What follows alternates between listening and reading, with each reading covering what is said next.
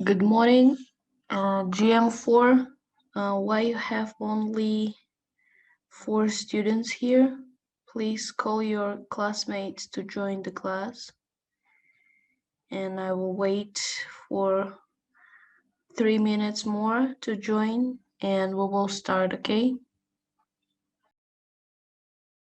Join me in welcoming Dr. Tucker. Thanks, Dr. Thanks, Dr. Halpern. Can everybody hear me okay? Okay, good. Well, apparently we've encountered some difficult patients. It's a good turnout today, so that's a good sign. So today we're really going to talk about what the process that we all have to engage in. We're going to give some examples of what different patients might present with, but the general protocol that we can all use is pretty consistent between patient populations. But to motivate why this is a really important dialogue that we're having today, more than just like a sort of a venting session about difficulty, is that there's a real disparity in health outcomes when it comes to patients who are labeled as difficult, right? So we know that the discrepancy in life expectancy for patients with mental health concerns, borderline personality disorder, schizophrenia, some of the more severe mental illnesses, is about 13 to 30 years, right? So somebody with that diagnosis can expect to live about 13 to 30 years less than a person without a mental health diagnosis. And that discrepancy is, while very startling, is actually not so attributable to the effects of the mental health condition itself, but rather due to the higher rates of physical comorbidities in these patients, right? So things like hyperlipidemia, things like obesity, cardiovascular disease, diabetes mellitus, all of these have about 1.5 to 4.5 times higher prevalence rates in these patients. The reasons for this are many. We know that with any health disparity, there's also environmental factors that are going on. There's social economic factors that are going on. Folks with mental illnesses tend to live in more poverty.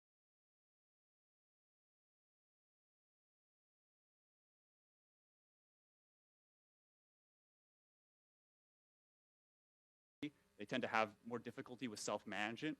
But it also has a lot to do with the clinical care that we provide to these patients. When we ascribe the label difficult, what sort of happens interpersonally with a patient in that moment?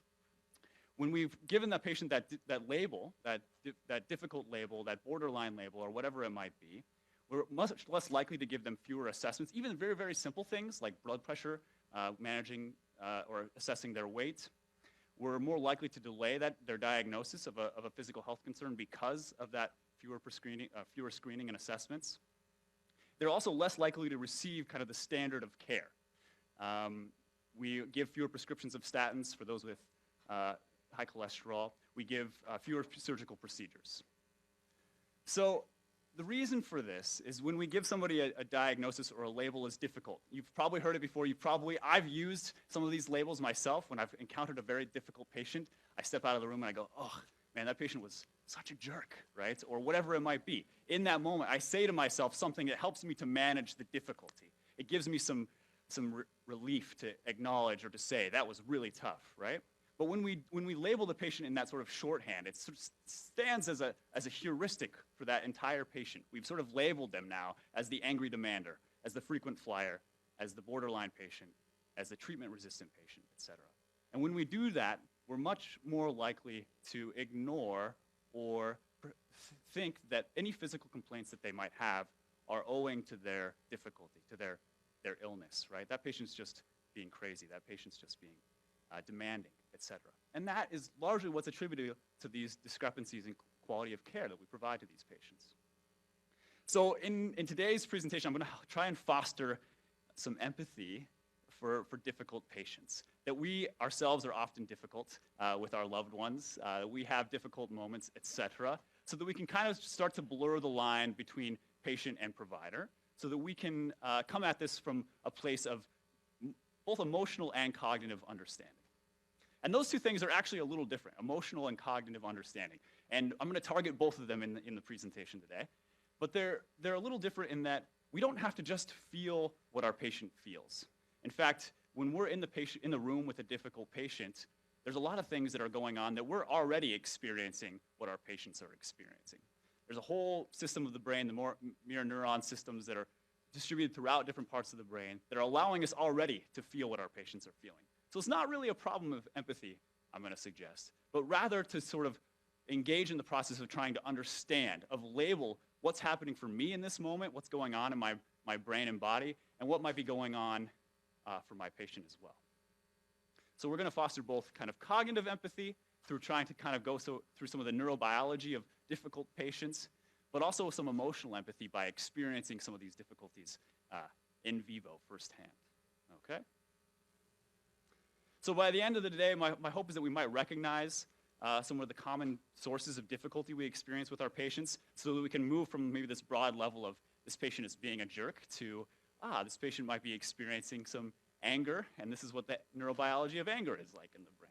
Or this patient probably maybe has a psychotic disorder, something like that, right? And then through that to foster this sort of emotional and cognitive empathy.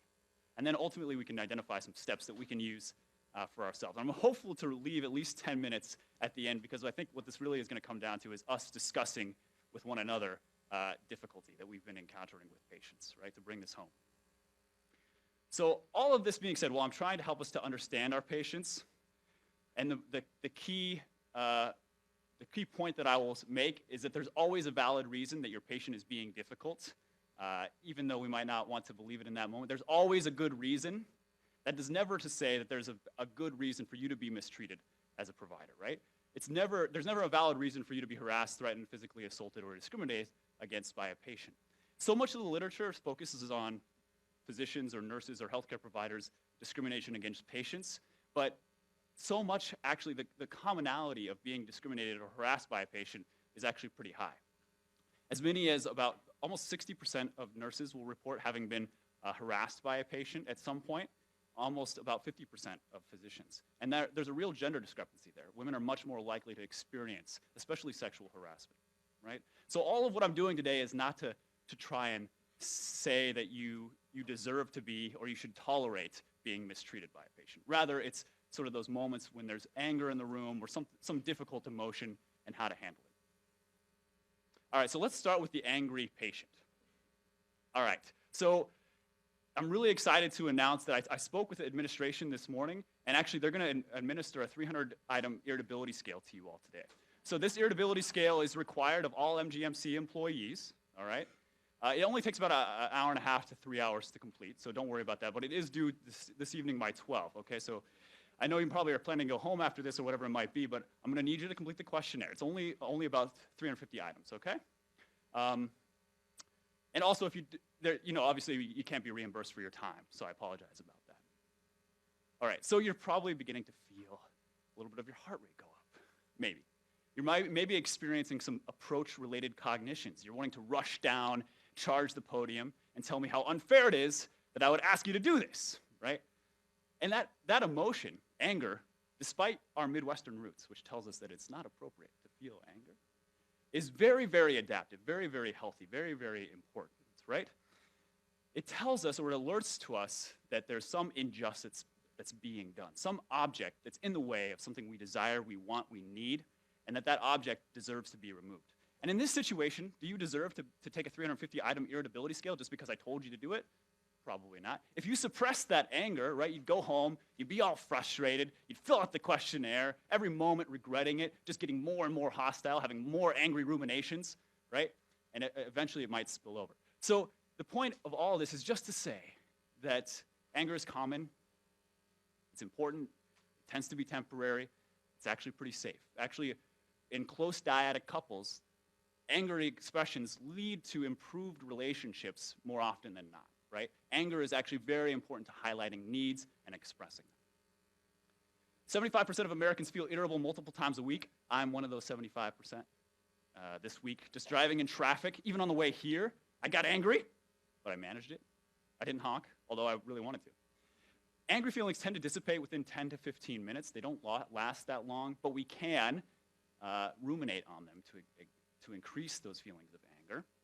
And anger is generally safe, even in hospital environments. It's only followed by aggression about 10% of the times. Even the most irritable, angry patients only tend to move toward aggression about 10% of the time. While there's a lot of disorderly conduct that occurs, aggression is much less common in hospital settings. And there are things that we can do as providers to kind of help move away from the likelihood of that aggression.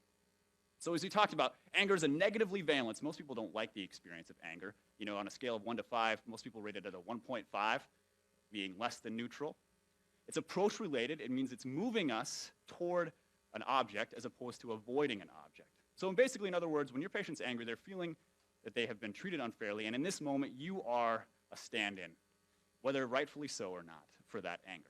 You know, there is something called the proximity bias, meaning when we've had a lot of angering things happening in our day-to-day life and we've tended to suppress that, as maybe Midwesterns are likely to do, we tend to then find, it's called displacement, right, or proximity bias, things that are easy receptacles for our anger. So it's not always the case that we have done something wrong as the provider. And it's important really to remember that, I think, in that moment, to say, okay, the patient is really experiencing a lot of anger right now. I'm feeling to blame for this, right? You're the stand-in, or you are that blockage to some need the patient has identified. What's happening in the brain is basically the same thing. It's a lot like fear, anger in the brain, except it's processed by a different part of the prefrontal cortex, the left side, which is more approaching, whereas fear tends to be processed more on the right side of the prefrontal cortex, which is more avoidant. They've detected a threat, so the same rush of hormones related to threat detection and avoidance has happened. You know, you have the vasodilation of the large muscle groups preparing you to fight or flee. You have a narrowing of focus on me in this case, if I'm asking you to do an irritability questionnaire. You have some hypervigilance. And then you start engaging in some planning, right, through the left prefrontal cortex to try and organize how am I going to address this stressor. For patients who have chronic anger problems, as in the case of antisocial personality disorder or other conditions of that regard, they actually have a little bit reduced gray matter in that left prefrontal cortex, right? So it's harder for them to bring that planning online. It's harder for them to manage that fearful, angry response that you all engaged in that moment that you managed your irritability toward me. So what's really important with angry patients like this is not to avoid, right? Because you are the object. You're the stand-in for their anger in that moment. So if you tend to avoid, it's likely going to increase rumination. And unfortunately, it's likely to increase to litigation, to lawsuits, if a patient feels like their anger can't be heard. So instead, it's very important to acknowledge what you think might be happening. And we'll talk about the protocol for each of these at the end. And then to try and engage that as much as you can, that planning, into some collaborative problem solving about what to do together. All right. And again, as I was mentioning, you know, it's very tempting to want to avoid difficult patients, to want to avoid angry patients. But again, avoiding them is more likely to lead to litigation because they felt like that anger hasn't been able to be resolved, right? It hasn't had an object that helped to manage. So actually acknowledging problems in the encounter, acknowledging the anger, sort of counterintuitively, acknowledging there's a difficulty is more likely to reduce malpractice suits, along with lead to better outcomes. All right, let's talk about the needy patient. Has anyone felt like they've experienced a needy patient before? Felt like they were asking a lot of you, maybe to go above and beyond? Felt like they maybe couldn't control their difficulties? Well, let's do a real quick role play here. So underneath everybody's chair, I've put a piece of paper. Don't look at it yet. Underneath, I put a piece of paper, and on that paper is either a 0 or a 1. And if it's a 1, you're going to be asked to come on down and role play. I've got the script here. We'll have you role play a difficult patient encounter, okay? So on the count of 3, I'm going to have you reach underneath, and you're going to pull out the sheet of paper. Okay, 1, 2. I'm just kidding. There's no paper there. Don't worry about it. All right. So what did you feel in that moment as I was asking you to do that? If you're an actor, maybe you felt exhilarated. And actually, the difference between joy and fear is all about attribution. If you think that this is going to be a positive experience, those same feelings that make you worried are actually going to lead you to have a pleasurable release of dopamine. But for most folks, that's a scary moment to be asked to do that, right? And now, as I've told you, we're not going to do the role play. Slowly, your parasympathetic nervous system is taking over. You're taking a deep breath. And even glucocorticoids, which act at a genetic level, those things that are involved in stress, are actually beginning to have a negative feedback loop, even within a couple of minutes, to tell you that it's okay, right? That I can calm down. The stressor has passed. This moment, I'm okay. For patients who are needy, and needy is often a stand-in for trauma. Neediness is often a stand-in for trauma. So for the case of borderline personality disorder, almost 75% roughly, have been identified to have childhood trauma, particularly sexual trauma. It's likely to lead to borderline type personality disorder. So those patients who we feel sometimes are manipulative, who are needy, who are very demanding of us, often it can be attributable to trauma. And what happens with trauma is in that moment when we were able to maybe regulate ourselves, we were able to calm ourselves in that moment, is that system of feedback is dysregulated. So it's very difficult for a patient with trauma, and there's diffuse effects and more research. We could spend probably another several weeks just talking about the impacts of trauma on the brain. But basically, it's much more difficult for a patient who's been traumatized to regulate stress response. Chronic stress leads to dysregulated stress response and altered circadian rhythms, right? So different cortisol tends to rise early in the mornings and fall throughout the day. For patients who've experienced chronic stress or trauma, that circadian cycle is dysregulated, leading to difficulties with sleep-wake cycles, difficulties with autobiographical memory. The volume of the hippocampus and the amygdala, which are responsible for encoding memory, tend to be reduced, greater negative emotionality, and even changes in pain reception, right? So endogenous opioids tend to have a more difficult time in terms of regulating pain. There's a lower feedback. So all of this is to say, basically, the temptation to want to label the patient as needy is strong if we feel like a lot is being asked of us. The purpose of this is hopefully to give a little bit of understanding of what might be going on so that we can recognize that this might be what's happening for this patient. We can we should try to take them seriously, that they are having a very hard time regulating, not because they're crazy or irrational, but literally their brain chemistry is different. We shouldn't ignore threats of self-harm and call them as manipulations, because there tend to be much higher rates.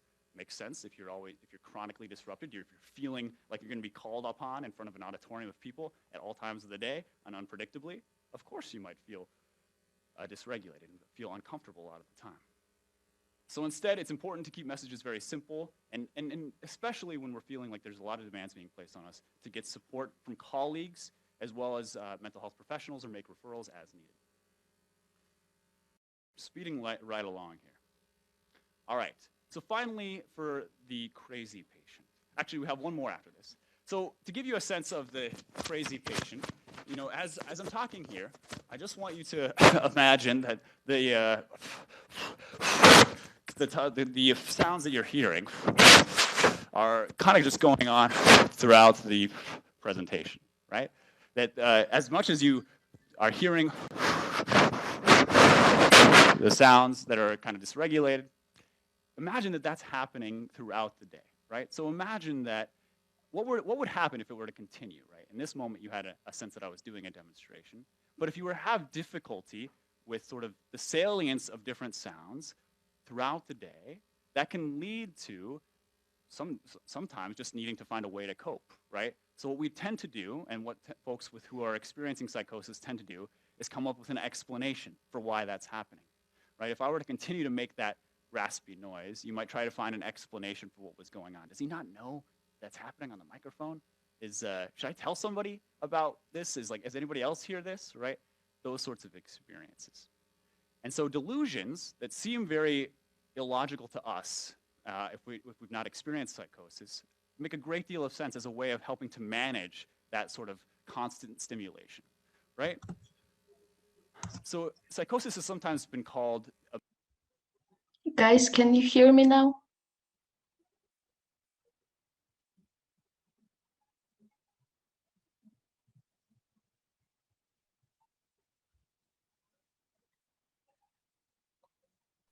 Yes, ma'am.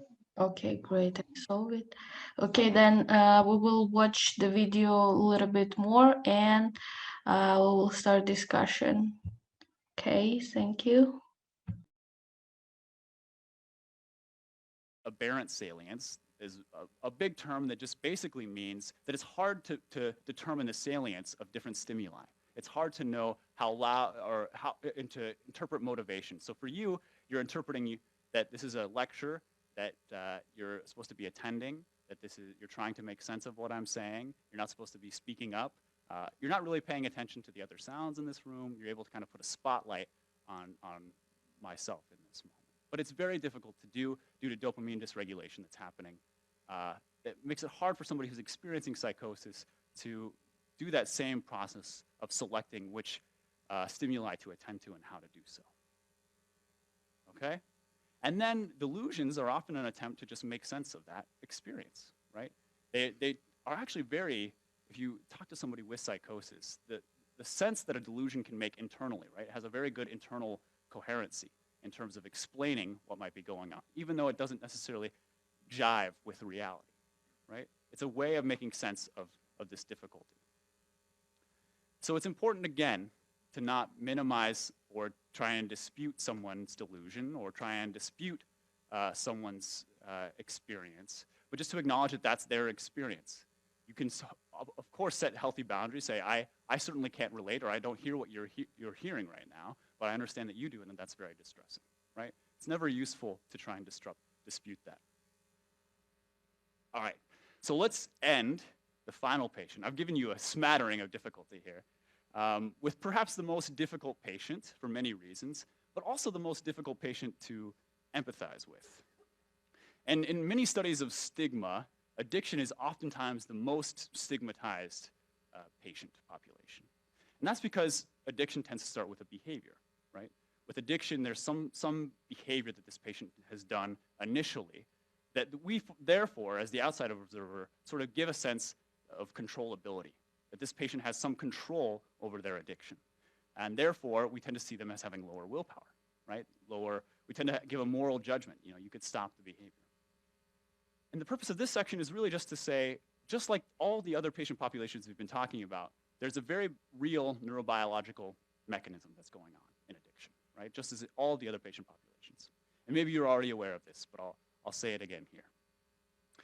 So basically, with addiction, we know that illicit drug use is remaining pretty stable, and it's remained stable for the past several decades or so, but the misuse of prescription medications continues to rise. About 30% of prescription narcotics are now diverted for illegal use. So these patients, there is the reality of drug seeking, a very real reality. Unfortunately for us as the physicians, the clinic itself is becoming sort of a context clue for drug use, right? When anytime we have a pleasurable experience, we also encode, we form memories about the environment around us in which we've had that experience. And with the case of drug-seeking behavior or the use of prescribed medications, the clinic, the hospital itself, sort of becomes a contextual clue or a cue for the release of the same chemicals that occur when we're engaged in using a substance. So basically, we unfortunately kind of represent a lot of drug-related stimuli as a hospital provider. With addiction, then the only way to build empathy for addiction maybe is to talk about the experience of love, if you've ever experienced love yourself. The same system, the ventral tegmental area and the nucleus accumbens that results in reward and pleasure and craving for the loved one is the same thing that's being affected by opioids, maybe about 1/1000th of the extent in the case of love. So guys, sorry for the microphone problem. Let's talk about this video and about the presentation. And so this video was by this particular doctor. He's a therapist practicing. Let me say what time. I will find who is. I think he's a diagnosing therapist, but let me find out. Invitation today to update us on how. Thanks, Dr. Halpern. Can everybody hear me okay? Okay, good. Well, apparently we've encountered some difficult patients. It's a good turnout today, so that's a good sign. So today we're really going to talk about what the process that we all have to present with, but the general why this is a real difficulty is that there's a real we're having today, more than just like a sort of a victims to patients who are labeled as about difficulty, is that there's a real disparity in health outcomes when it comes to patients who are labeled as difficult, right? So we know that the disorder, schizophrenia, some of the more severe live about 13 to 30 years less. That discrepancy effects of the mental health condition, so things like in these patients. any health disparity, there's also Okay, so I will not find out, but he is the therapist, and it's the good side from this video that the doctor, practicing doctor, trying to explain you what kind of difficult patient there was, and there is also a good way of understanding um, how to speak with this kind of patients. And mostly he's trying to explain you that this kind of difficult patients are could be not because of their behavior but because of their mental or physical illnesses. So he's trying to describe you the purpose of this difficultiness on patients' position. So, for example, there was a dictionary, there was addicted, no, the needy, for example, patients who are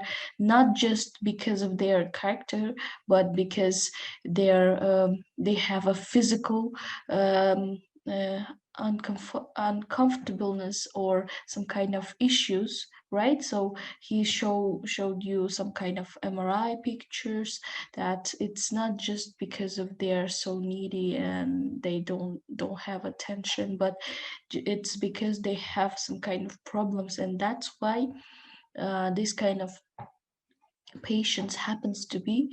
And he's trying to just give you the picture of that not only, of course, you will see the patients who are just a very like a spoiled ones or just a bossy one, and you will see this kind of patient. But also he's trying to give an idea that that not only can you hear me right, guys?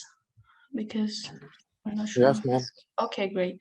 Thank you. So, he's trying to give you idea that maybe you will feel that some kind of patient you will face with, maybe it will kind of seems like he's a needy, he is some kind of other difficult type of patients, but firstly give them a chance to maybe they are not so it's not because of their character, but it's because of their some kind of health issues. And so he's trying to show you even from the medical side, which I could not show you because I'm not professional in this area of medical diagnosis and explanation of what's going on in their body from the chemical side, from the physical side, and from the mental side. So he is the practicing doctor, and he's trying to explain that what's happening and what kind of process going in their body. And as well, at the last patient, we see that it's addictive patient, and it's because of their addictiveness to the some drugs and to the maybe some and as you may know, there's some drugs are uh, having narcotics and some kind of which drug addicted person could very so could be very addictive. So you can see that there is a lot of uh, illegal drugs could be used in to remain, for example, pains or some kind of things.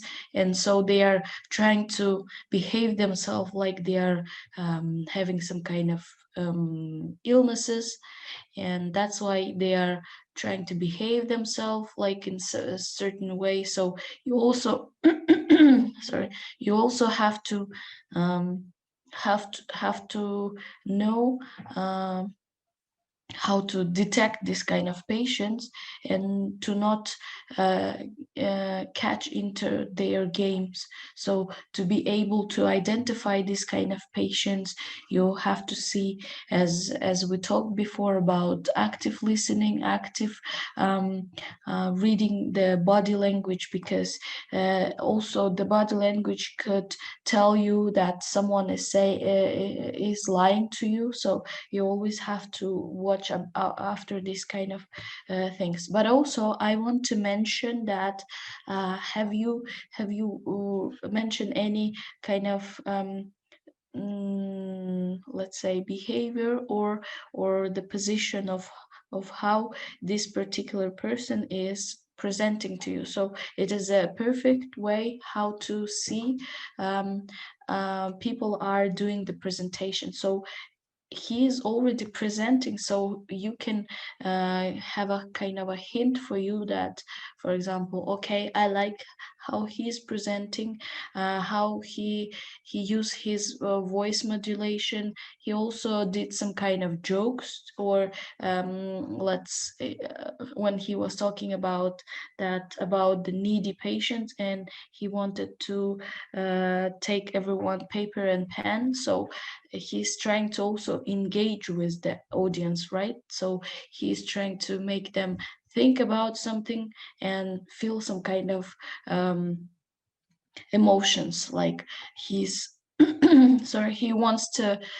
make them feel nervous, a little bit nervous. So he wants to make them feel how the doctors could feel when they face this kind of patients.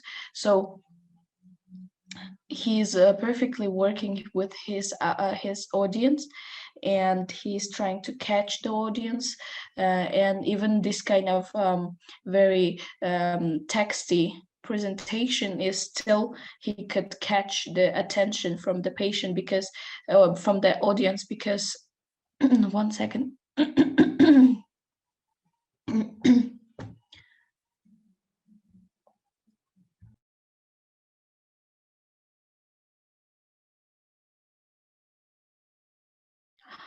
Sorry. So he's trying, even with this kind of presentation, he able to catch the patient's or sorry, the audience attention. So and audience could even skip this presentation slide without reading it, because he will explain it what is written about there. So it's for this kind of texty presentation, the only let's say mm, the only thing for the purpose of this kind of texty presentation is because you put on the one slide very important things which the listener should have to have. For example, if they don't know something, so they will just I will think about. So okay, there is 30% of prescription narcotics are diverted for illegal use. So there is a certain percentage of the people who are taking all the prescription, or going to the visit the doctor just to get this kind of drugs or medicine. So it is almost just 70% are just used for the special purpose, and the 3% of these patients are just using for their like addictiveness. And but also you should keep in mind that addictiveness, there is a patients who don't know about their addictiveness, so they just feel a relief, and they could easily let's say could catch by this drugs, and they even don't know that they are addicted. So you always have to inform your patient that they should be very careful with this particular medicine, because it could raise the addictiveness. So they could be able to understand that their addictiveness for this medicine is not just because of their health issue, but because of the drug itself.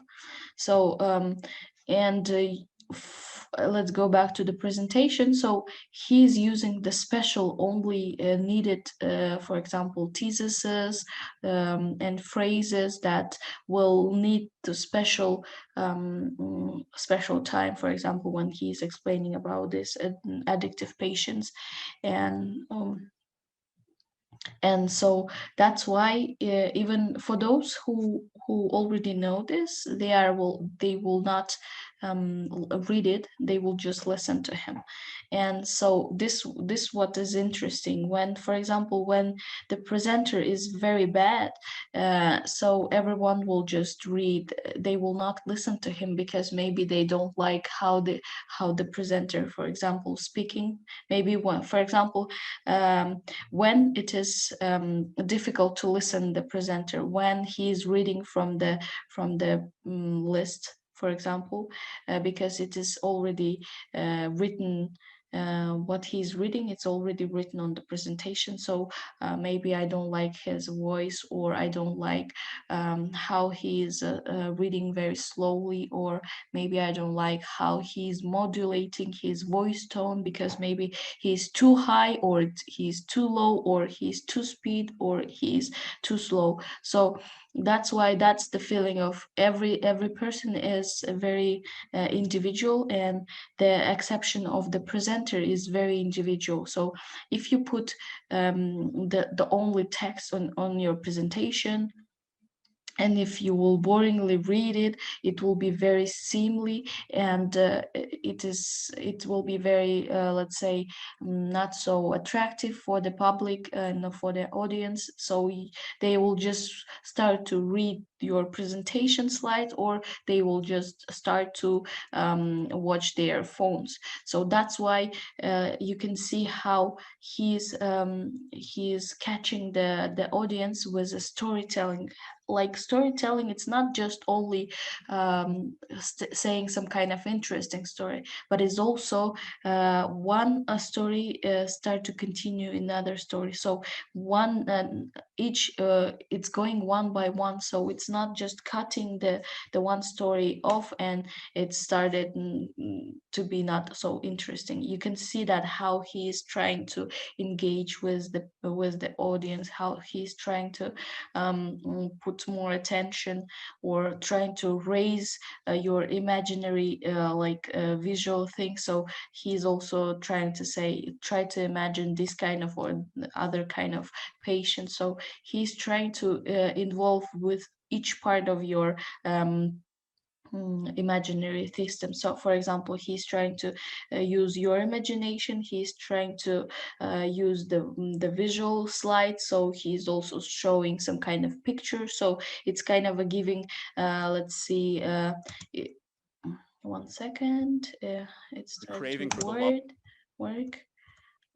And he's changing his position on the stage, because he's trying to also put attention on himself. And look how he's articulating. He's not showing any closed position, body language. So he's not crossing the hands and not just supporting his body and standing and just reading a presentation. He is articulating, and he's trying to involve and watch to the patient, to the audience eyes, for example, to have an eye connection. So here, as you see, he's just touching with hands but not closing the position, right? So he's always, remember, trying to be open, so people will also listen to him. And let's here you see there's pictures, and he's trying to give a rest to you from the very big portion of the information. So you just your eyes is a little bit have a rest for a few minutes, right? So before he has a the wordy presentation, and there is a little bit picture here, so not make it boring. So and then he's giving the some kind of rest for the readings, and then again after that we are seeing that there is wordy presentation. So in this way it's not so boring. But if just imagine the situation when all the presentation is will be consisting like this, so it will be very boring, and no one will look on the presentation, or no one will listen to him. They will just, instead of read everything and then go back to their phones, or they will just listen to them and they will not watch the on the slides. But this kind of slides is also will help her for the beginner of the who are starting to present the presentation. It's kind of a hint for you, so it is not a very let's say comfortable for the audience and for the listeners, that the speaker will just take their papers and will just read it from the stage, and they and he will not be having some kind of eye contact with the audience. So he will just be in his own world with the paper and himself. So he's trying to avoid the audience, and he's afraid of audience. So and no one will listen to him, and this kind of presentation will be not interesting. So for the normal things, so it is will be a kind of a hint, so you already know what's after this phrase you will be saying, and how you're going to explain about this the about this particular phrase. So you know what you are talking about, and you know the structure. So that's why this kind of presentation will be helping for the beginner of the who are starting doing a presentation. So it's just a kind of a hint, and you know what's going to happen. It's kind of a like a content. You know, you're looking at the content, you see the lines on the contents, and you know what you're going to talk about, because when you're presenting you are very nervous, and all the information in your head could be really mixed up. So that's why you're trying to structure everything, and this presentation it's only for you, so you could remember what you're going to talk about, and you have a very interesting story in your mind, so you are very let's say comfortable with yourself and with the audience, and you know what's going to be next and what you're going to explain next few minutes. So that's why this kind of presentation is very good for the presenter. So if you know that your story is interesting, sorry, so you will be able to use this kind of wordy slides. So or there also one kind of a tip you could have. You just could put a picture with a relating relating to the topic you are talking about. So you can put this picture, and you know this picture is about addicting. Even you can erase these words, so you can just speak at this just looking at this picture. So you're saying that, okay, you can see now the addictive person, and you are telling about what you going to tell about the addiction patients, why they are doing this, and about the drugs consisting in the medicine.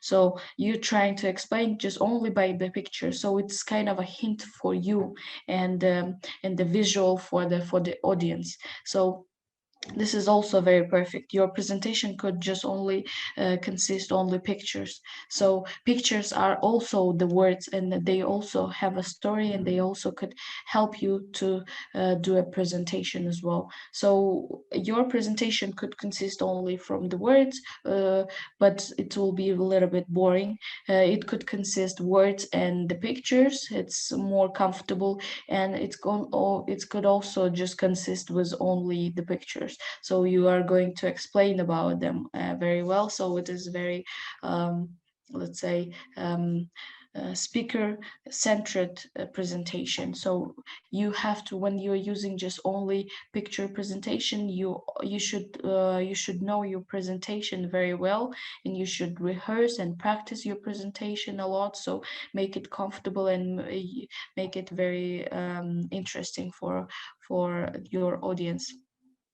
And I want to give you the the assignments about how do you understand what kind of addiction patients you will have at the beginning of your practice. So please write down again assignment, but not much than one page. So your expectation, what kind of patient you will have at the beginning of your practice and of your work like a doctor.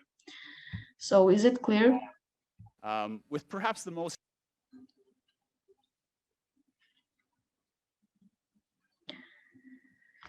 Is it clear, guys?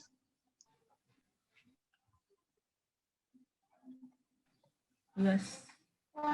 Okay, I will just for those who didn't understand, I will also attach the requirements for the assignment at the Moodle. Okay, so it will be very useful for you, for those who didn't understand what I'm requiring for. So that's it. The lesson is over. Any questions?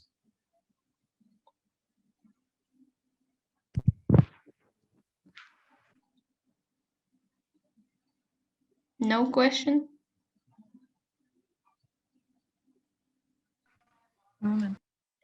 Okay, if there is no question, thank you all. Have a nice day. See you next week. Bye bye.